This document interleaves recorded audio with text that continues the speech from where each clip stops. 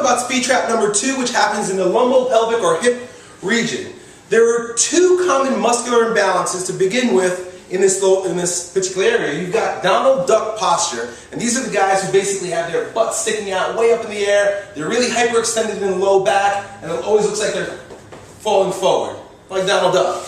And then the opposite end of the spectrum is you've got these guys who look like Pink Panther, who their butt totally tucks under, and they just look like they have no butt at all, and it's just a long back that turns into legs.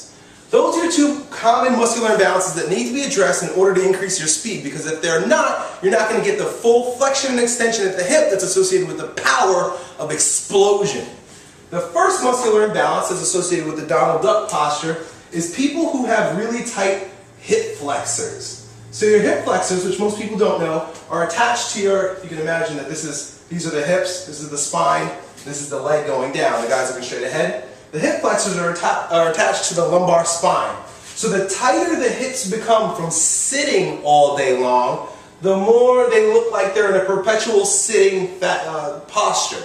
The butt is out, the lumbar spine is extended because this muscle is pulling down on them, and the hips are in a perpetual flex. When you're flexed to that degree, there's no extension allowed when you sprint or when you jump.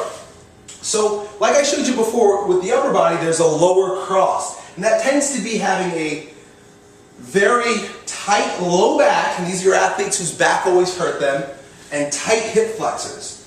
On the other end of that cross, you end up having very weak abdominals, and it probably ends up looking more like this, because those guys have a belly that kind of sticks out, and very weak hamstrings. These are your athletes that are probably going to pull their hamstrings more often than not. So that's muscular imbalance number 1. You can imagine what we're going to teach you is how to stretch the low back, stretch the hip flexors, and on the other side of that, strengthen the abdominals, especially the deep stabilizers of the hip, and strengthen the hamstrings. On the flip side, if you've got your, hope that all makes sense.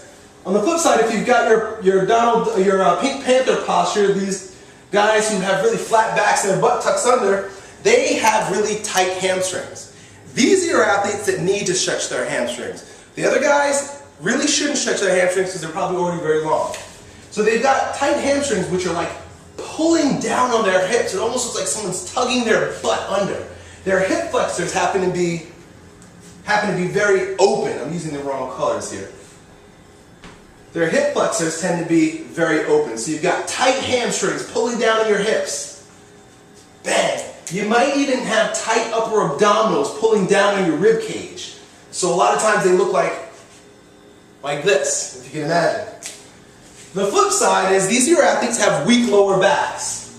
So this muscle needs to be strengthened, and the hip flexors are usually very wide and open. That's why it looks like their hips are jutting forward and their back looks very flat. There's no arch in their back. You can imagine that these athletes aren't going to express their full sprinting potential because they're in a perpetual extend. They're not flexing so that they can get the full power associated with sprinting and jumping like a badass athlete. So what we need to do is stretch and strengthen properly, and then reteach the neuromuscular system, build the motor engrams that are associated with full flexion and extension in a powerful fashion. Alright guys, so speed trap number 2. We went over 2 different types of posture deformations that basically athletes start to develop. We'll go over the first one, which is very popular. It's probably about 60, 70 to about 30, 40% of the athletes. The 60, 70 is probably going to be your Donald Duck, which Elliot described as the butt up in the air, the real tight hip flexors. The iliopsoas goes from here, integrates over here by the spine. And what that does is it drives the hip flexor to shorten. We need to go ahead and lengthen that as much as possible. The way we're going to do that is we're going to basically come here. We're going to put our back foot on it. There's a couple progressions. Let me start off with the easiest one first. The first one is going to be a lunge. And you're just going to take a huge step and you're going to feel the pull here. Next, we're going to raise the arm. You'll feel the stretch come through right through here. And if you have really, really tight ones, that's when you'll want to prop your foot up and eventually sink back into it and really pull here and really stretch that out. On the other hand though, they tend to have really weak abdominals and they're not linked to their hip flexors. So what happens is some of the athletes need to go ahead and be able to transfer that energy. Here's the exercise that we're going to have you do for that. It's going to look just basically like this. You're going to be grabbing, let me turn this way so you can see it. But what you're going to do is you're going to grab something behind you. You're going to press your lower back into the ground, really activating your core.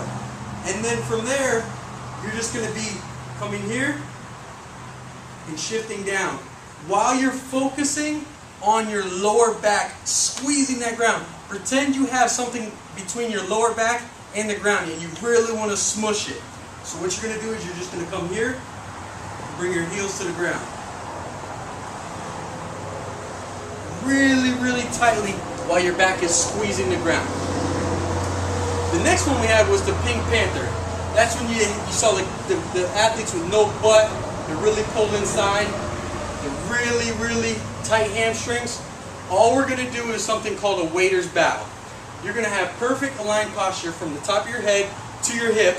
And basically what you're going to do is have one foot out and you're just going to take like a waiter's bow. You're going to keep this whole thing in line and just bend right at the hip. Look just like this. You're going to feel a stretch all through here. Same thing other side. Bring the foot out. Stretch all through here. Just like that. Now the thing that we're going to do to activate here is they tend to have their hip flexors aren't necessarily activated. So what we're going to do here is we're just going to take a band, slide it through just like this.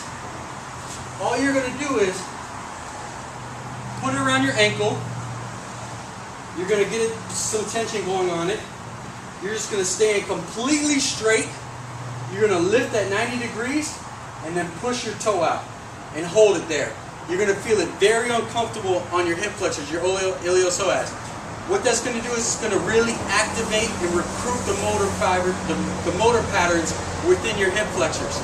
Here's the thing though, the Pink Panther posture, the problem with them is they're going to want to lean back like this. You're going to want to maintain and focus that your nose is over your toe, that the foot is not up on. So if I'm raising my right leg, I want my nose to be more forward than my left toe.